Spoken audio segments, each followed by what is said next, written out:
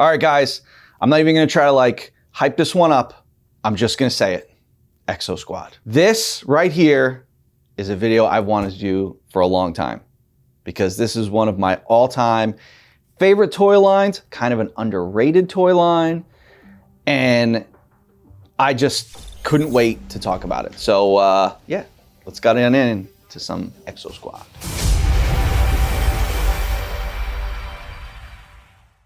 Recruit, we're under attack. I'm Marcella and you're assigned to my rapid assault E-frame. Climb aboard, cyberjack on, close armor canopy. Launch the floating drone just to survey the battlefield. 1 o'clock, an amphibious assault E-frame. This is General Shiva, you finished traitor. Incoming Neosapien missiles. Let's hit them with our turbosonic rockets. Direct hit. The Neosapiens are retreating. Nice shooting, Recruit. You've just earned your place in Exo Squad. All right, Exo Squad, here we go. So I'm sure a lot of people are like, man, I remember Exo Squad. I've had tons of that. Great show. How can you say it's underrated? I'm just saying it didn't last long. So when things don't last long, as far as like the animation and the toy line, they tend to be almost underrated in that way because it's just like, there was something about them that was cool. Now I'm not saying that's for every toy line because there's some really not good toy lines that didn't last long and shouldn't have lasted long. Exo Squad is one that I've always felt was a bit ahead of its time, as far as what was offered in the toy, but also like the cartoon. I don't really want to touch too much on the cartoon. I'm focused on the toys, but for those of you that have watched the cartoon, it had like the undertones in it. It was just like, it definitely wasn't a kid's cartoon. Go back and watch it today. It actually holds up. It's pretty good. Today, I want to talk about the toys. And I got a couple examples here to talk about, even though the line was kind of pretty big for a line that only lasted a few years. And I want to get into what I thought as like a kid growing up with these, and also like what I think is like a toy manufacturer and, a collector, and, what could possibly be, the future down the road for it. So for me, my first experience with Exo Squad was this guy, Phaeton, the villain of the series. The figures came out, I think, before the cartoon, because I remember going into KB Toys and seeing him and thinking like, what is that? Because they were in a 5th panel box. Like you flip that 5th panel up and like the display of him in the box, like the presentation. Playmates really pulled out all the stops with these. It just looked like a great figure. Now, this was also a departure from what Playmates was doing. They were doing Turtles and they were doing Star Trek. And to go from like those, those Dick Tracy looking figures, the squatty, cartoony looking figures, to doing something that's super in-depth, highly engineered toy line was very different, but super cool. So, and they hit a home run with these. These were great. These are damn near perfect. But yeah, my first guy was Phaeton. I remember I just thought he was just so cool. Like a mech suit. Like this was like, we'd never seen anything like this before. I was a little kid, so I hadn't seen, Alien with Ripley and the whatever her big mech suit was. But I saw this guy, I'm like, man, that was cool. And I don't remember what they retailed for at the time. For those of you hardcore Exo Squad fans, let me know what the retail price is of this guy down in the comments below. But like, look, he was just so cool. Look, he had a claw feature. Like the features were great. He had this rocket launcher that flipped up and shot. He had a missile launcher that shot out of here. But just like the little intricate details of them. They have these crazy, these are always lost, but can't really see the power cells that are in there. Like I'll show you on JT Marsh. The power cell, everyone lost the power cell, and when you find them on the secondary market, it's like there's some people selling complete ones, but don't have the power cell. It's like, no, that's not complete. So when I was collecting Exo Squad, which I'll get into, it was always important to make sure they had the power cell. It's time for action. Action Force Series 5, the all-new premium action figure line from Valaverse is here. The Action Force team is introducing some new recruits with Atlas, Senshi, and Sidewinder. Every good unit starts with a great leader. Now we finally get to see who's barking all the orders at the Action Force team. Colonel Siege, the leader of Action Force, is also part of Series 5. All of these new heavy hitters will be needed on the Action Force team because there's a new threat on the horizon. Built inside the secret walls of Crimson Shadow Technologies, a new android security force is born. The Praetorians have now been unleashed. Of course, it wouldn't be a new Action Force series without new basic troopers, gear packs, and a new arsenal of weapons. Head over to Valaverse.com right now to get your pre-order in for Action Force Series 5, arriving later this year. Action Force Series 5 by Valaverse. So then I got him, thought he was great. I felt like he could fit in with my Joes and stuff. And then the cartoon came out and I was like, what? There's like a cartoon. So now I was watching the cartoon. And of course, in the cartoon, my favorite was Wolf Bronsky.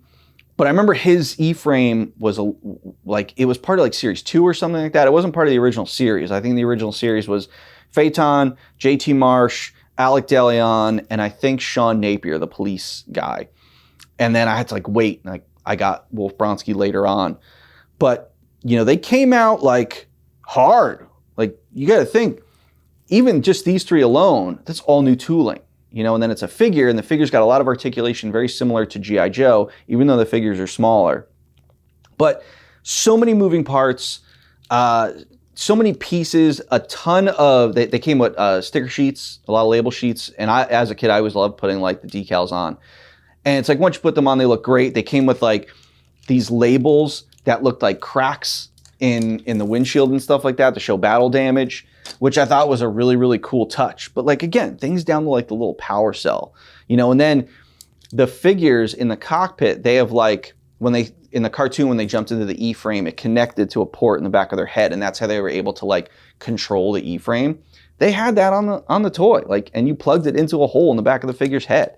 It was like super, super cool. Like, you know, he had a Gatling gun, which was awesome. You raise the wings and it shoots one of the missiles out. This toy line, again, I said it, and I'll probably say it some more, totally ahead of its time. Like the engineering and the design that they put into these, because even in the cartoon, the E-frames, like, you know, cartoons, nothing was really super detailed. So like on the figures, their arms come out of the cockpit and they grab handles and hold onto the E-frame. Whereas like in the cartoon, their arms were like almost inside the arms, so you never like saw it to cut corners with drawing. But the animation made the E-frames look so dumbed down. But Playmates, I don't know what reference they were going off of, but they were just like, let's just do awesome mech suits. So again, they really nailed it like right out of the park. And then, so you had these regular sized E-frames, and then it was like, as the line went on, you know, and this was all within like the first year, they were doing like big scaled E-frames. I remember this E-frame, which when you look at it, it looks very similar to the one Ripley had in Aliens. So, you know, they probably had some inspiration there. But I got, for Christmas, I got this Mary Weston E-frame. This is her, like, I think this was like a medic rescue E-frame. But I just remember like getting it, thinking it was so cool. Like, it had electronics in it. It's got the claw. You know, you hit this and it launches the canopy off. You know, in the back, look, power cell. But like the back opens up and it's almost like a mini rig back here. Like, you know, she does like all her diagnostic. Oh, that's what it was. This was to rescue like E-frames and stuff. Oh, now I'm losing power cells. Oh, I'll find that after the video.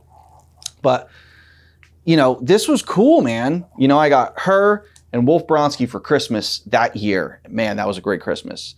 And I played with those all morning because they were just great. You know, and then as time went on, my cousin had this one. And then I'm trying to remember whose it was, but it was like almost like a flat looking UFO thing with arms and feet on it. That was a deluxe E-frame that was really cool. My cousin had that one. I was so jealous because that one was the best looking E-frame they had. And then, you know, it's like, I think it was middle school when the cartoon was on. So I was watching, me and my friends were watching it. But then the cartoon really took a turn. Like, these guys were Neosapiens. But then, like, I remember in one of the episodes, they brought in these Neosapien dogs. And, like, my friend was, like, making fun of it, you know, because, like, it was either on in the morning or the afternoon and we would talk about it. He goes, yeah, those Neosapien dogs are so stupid. I'm done watching this cartoon. I remember thinking, like, oh, I'm not done watching this cartoon. But then it was like, to me, I felt like Exo Squad died out really fast. And I don't know if I just went on to collecting other things. But I had what I had, and then it felt like it was over really fast.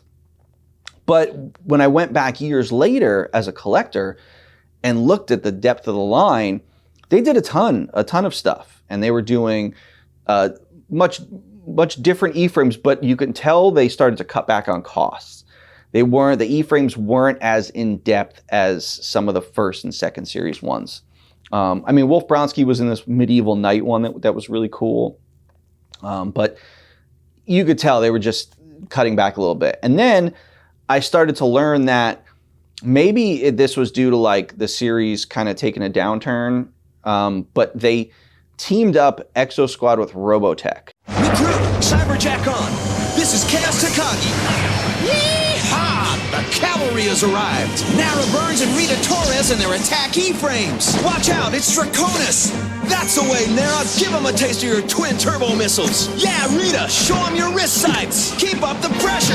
Check it out. Jump troops and attack mecha reinforcements. That did it. Draconis is leading the Neo retreat. Good work, Recruit. You've earned your place in Exo Squad. Now, I wasn't a Robotech fan as a kid. I knew what it was. So, you know, I guess that's maybe why I got out of Exo Squad, but like, I didn't know about it then. But knowing about it later in life, I was like, wow, they teamed up with Robotech. And it was odd because then it was like Exo Squad Robotech kind of thing. And it wasn't the same, didn't have the same feel. But I decided like, I'm going to go back and I want to collect all Exo Squad. And I realized, like, wow, these are getting really expensive because, you know, they have so many parts to them. And, you know, for some, you know, vintage toys are always going up in price. And, you know, I was collecting them. But then I started realizing that, like, the later series E-frames were getting really expensive. They were short run. And then they did this crazy thing called, like, Cyberview, where they had the E-frame and then it had, like, this apparatus that came up and you can, like, look through. And it was like a two-way mirror, or not like a two-way mirror, but like the periscope mirrors. And you can, like, look out as if you're, like, flying the E-frame. Those things are hundreds and thousands of dollars for in-package samples. And everything, like, I'm a completist. When I get my sights on a line, I'm like going at it, I'm going to collect that whole line. But I saw like those prices, I'm like, ooh, that is crazy. Like, that's absolutely crazy. So now I kind of I have a few in my case, but I sit back and constantly think, should I collect Exo Squad again? There's a collector that I saw either on Instagram or Facebook.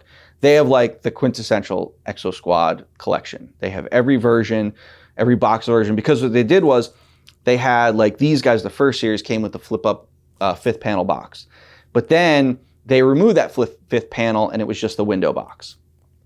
So it was like when that changed, and then like someone like Phaeton, they changed his claws to yellow. And, you know, there was you know, different little variations as they like reissued stuff. This person had every single version. They also have the impossible to find. This is another reason why I got out of collecting the line. They did a mail away JT Marsh figure, not the E-frame, just the figure. And I believe he was a mail away through the Genesis game. And I'm sure not many people were playing the Genesis game, but I'm pretty sure, correct me in the comments if I'm wrong, but I'm pretty sure he was a mail away through the Genesis game. But I remember like when I was collecting, one came up on eBay and he went for like $3,000. I'm like, well, I'm out of this. And then there's the same person that has this collection. They also have on the back of the package for some of the final series, they had two E-frames that they showed on the package that were like Toy Fair images, but they put them on the cross sell, but they never got released. It was like a JT Marshall, like a football E-frame, and someone else, and this person has those prototypes. So it's like, wow, I'm like almost jealous of their collection, because their collection is like, it is perfect. It's everything you would want, because it's every version, all the missing stuff. It is absolutely perfect. You know, but who knows? Maybe one day I'll get back in Exo Squad. But you know, just seeing them, I'm just like, man, like I'm itching like right now. Like I want to jump on eBay and just, you know, buy a bunch of Exo Squad stuff. But it's a great, great line. I'm sure like a lot of you are probably like, oh, I'm going to go out and get Exo Squad now. Listen, I'm just letting you know, it's going to cost you a bit. But for those of you that still have it and have a good collection, like hold on to it, because, you know, these are awesome. Like, even if you just have them just as like really good examples of like excellent toys, again, ahead of their time. You look at what was coming out in, I think this was 1993. Look at what was coming out in 93. Nothing was like this. This was amazing for what they were doing. So bravo to Playmates for doing it. You know, now it's like, well, what's the future of Exo Squad? So there's been some rumors. There's a toy company out there that says they got the license or bought it or whatever. Who knows? They're doing something with. They tend to buy up a bunch of dead 80s properties. I don't know what they're doing, if they're just going to do a cartoon again or if they're going to do this. Now, I'm weary because I don't know what the company was that did the Sectars, but they reissued Sectars. Well, the whole point of the Sectars was the glove and the insects. Like, that was it. It was like, you know, how do you not have that as part of it? It was like the figures didn't really drive the line. It was like that whole play pattern. So to reissue just the figures, it's like, why?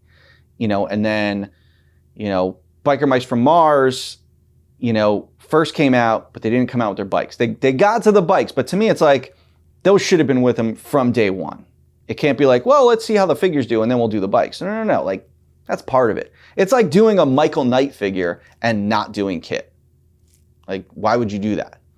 So, to me, it's like, if you're going to do Exo Squad and you're just going to do the figures, that's a total miss. Like, and also, if you're going to do the E-frames, you better, like, these are big shoes to fill. These are absolutely big shoes to fill. I'm not saying someone can't do it. I'm just saying that you better give us this level or better. Now, I know manufacturing toys is expensive and the price of toys. So it's like, if you were to even do this in this day and age, this scale, this same construction, this would probably be, this would be at least $50, you know, and that's probably low because of all the parts. You know, that's all the parts, that's all the manufacturing, that's all the labor costs. You know, that's a lot of molds, tooling molds. And like I said, 40 is probably being generous, or 50 is probably being generous. So I hope whoever does it, just make sure you do this line justice, because this line was amazing. Recruit! Levanus and his Neosapien E-frames are attacking! Cyberjack on! Armor canopy down! Get into action along with me, Wolf Brodsky! I'm gonna give him a taste of my Gatling gun missile launcher and grappling hook! That'll soften him up for Napier with his fusion cluster missiles and Exo flamethrower! We even got backup!